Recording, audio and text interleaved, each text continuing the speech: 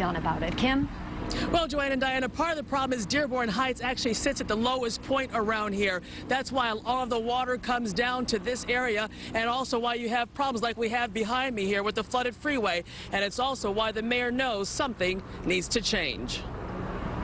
I hope someone take care of it, and I hope because there are people here cannot afford to live that kind of life, terrible, He's one of the many frustrated residents of Dearborn Heights. The recent heavy rain caused Ecorse Creek to overflow, and that forced water onto streets and into basements. It was coming down the back stairs, up through the drain, down the walls. Dorothy Petrie and her neighbors have cleaned up their basements, but what about any damage left behind? Wish the city would do something. They know something. They got a big problem here.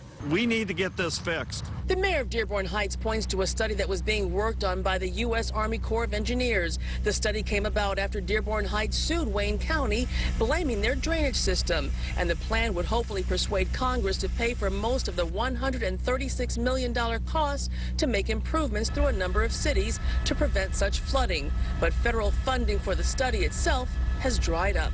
We have got to solve this problem, so we're going to be pushing both on hoping that that Army Corps of Engineers program is going to be picked up and sponsored and funded by Congress, but we also have to look at our legal rights through the courts, and we may force Wayne County to fix this.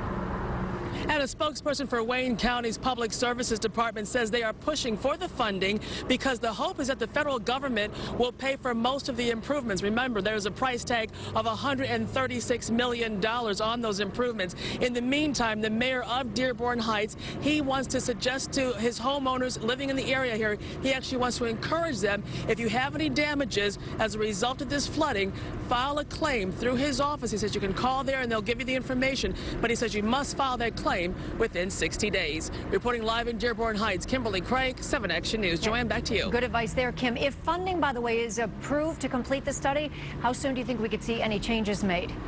Well, and there comes more heartbreak in all of this. If the funding were actually to be, for the study, were actually to be approved to continue today, if they approve that funding just right now, it would still take 2 to 3 years before that project could even begin. I heard a lot of flooding that it's likely to happen between now and then, that's for sure, Kim. Thanks so much for the live report from